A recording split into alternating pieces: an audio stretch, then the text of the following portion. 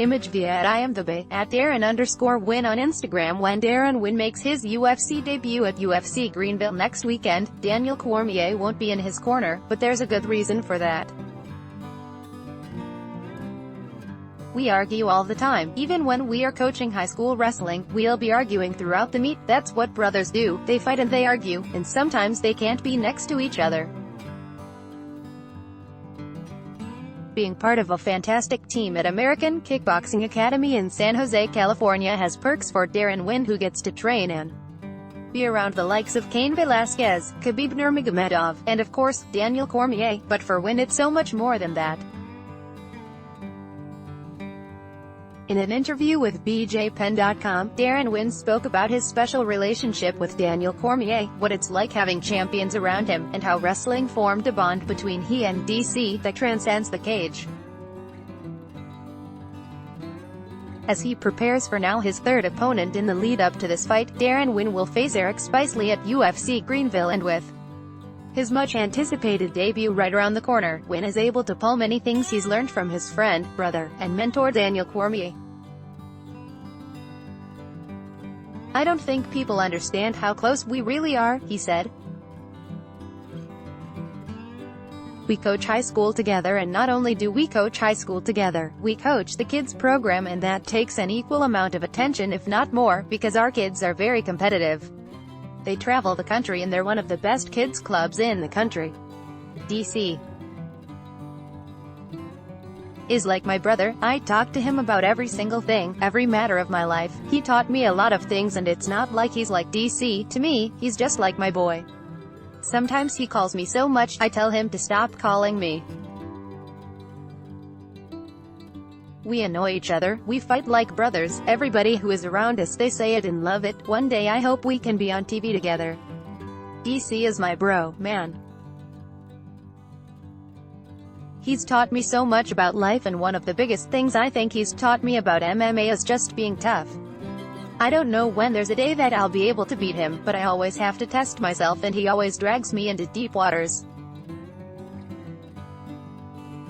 My best case scenario is getting up after he takes me down.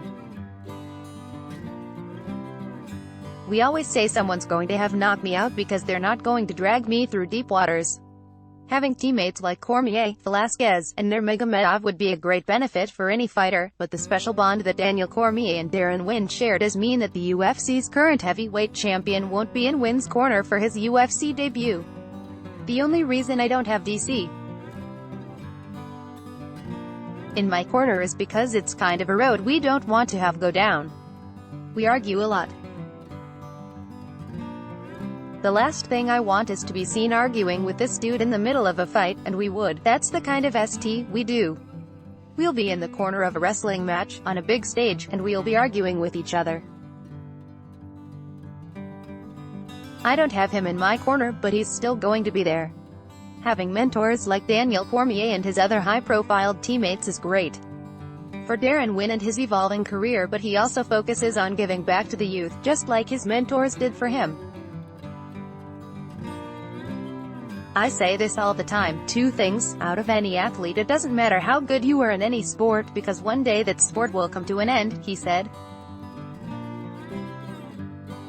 So, the friendships, what you've given, and stuff like that along the journey, you find what you give a lot to people, other people have no problem giving back to you. I don't care if you're the best king athlete of all time, if you're a Y person and you're just a selfish guy. I hate that, I can't stand that. I would never want to be that guy. When it comes to wrestling, without wrestling, I say this and I've said it in interviews before, and I'm not even exaggerating when I say this, I'd probably be locked up or a junkie or something like that. Wrestling has absolutely, 100% got me to where I'm today, and it's because of how wrestling is that it allowed me to become obsessed and passionate about it. There were definitely years during my college years and after college where I was ready to turn it over, but for some reason, wrestling just kept calling me back. When people hear that I didn't grow up with a dad and start to feel sorry for me, I tell them, don't feel sorry for me. wrestling. I've been surrounded by so many great role models, and when life is trying to tell me to go left, great role models always told me to go right, and there was enough dudes who told me to go right that I finally just started king going right, and it was tough. It was a harder life, but now it's starting to pay off. All I want to do is try and affect some of these kids. DC